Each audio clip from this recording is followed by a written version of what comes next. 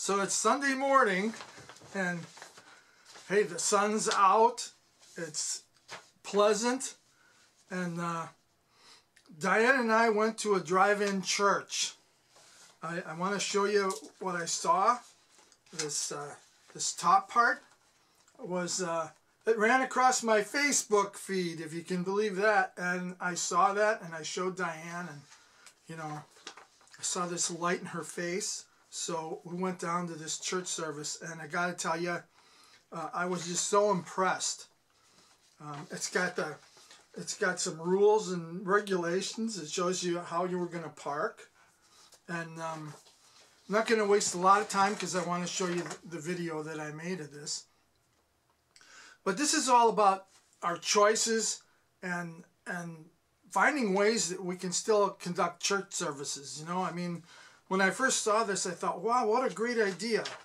And, you know, we've got a lot of factories that have parking lots. There's schools that have parking lots.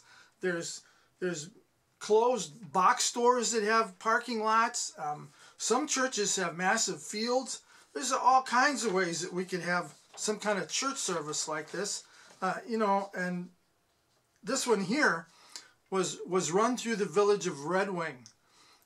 This is the Calvary Chapel Red Wing Church, and they came up with this plan. You know, I'm back to this brochure here I have in my hands. They came up with this plan, and they went to the town fathers and said, hey, could we use the parking lot in Colville Park? Gotta make sure I get it straight. So they brought their plan to the town fathers and said, can we use Colvill Park, the parking lot up by the pool, or, you know, there really isn't anybody using that now anyway because the pool's closed. And they came up with a plan, and that's the plan. You can see how they were parking cars if you look at that. It's really cool. And talk about commitment, because they came up with like 15 volunteers to direct people on where to park and this and that, and boy, did it run smooth. And I just want to share this in this video. Maybe it'll give you some ideas to bring to your church in order to have some church services.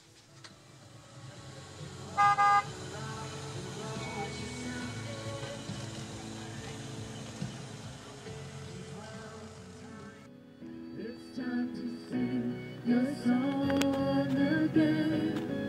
Whatever may pass and whatever lies before me, let me be singing when the evening comes. Bless the Lord, oh my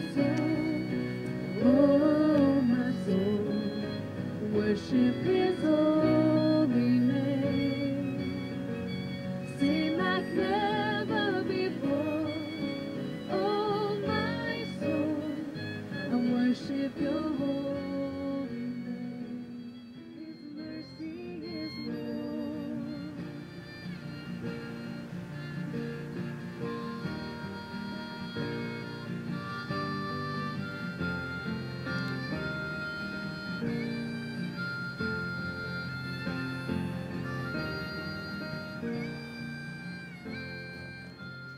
Kindness He lavished on us.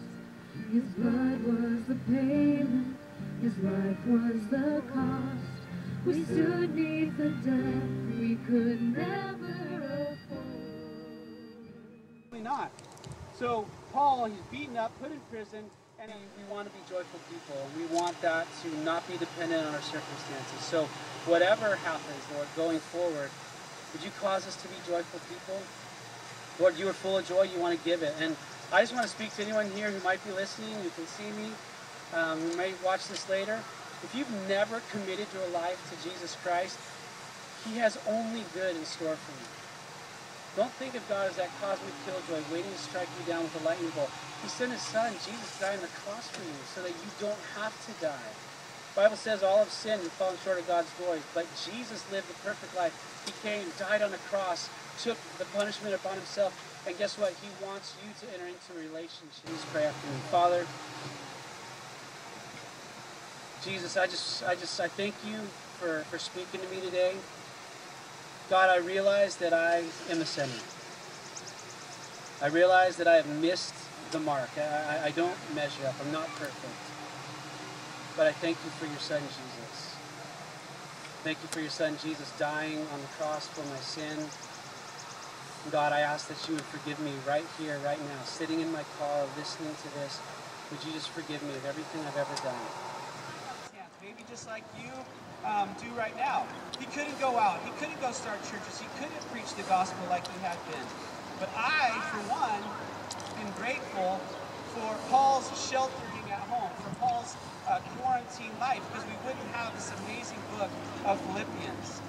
Now, I told you a bunch of stats just a little while ago. One other stat that I didn't tell you is this. Did you know that right now, during this time, Bible sales are up 60%?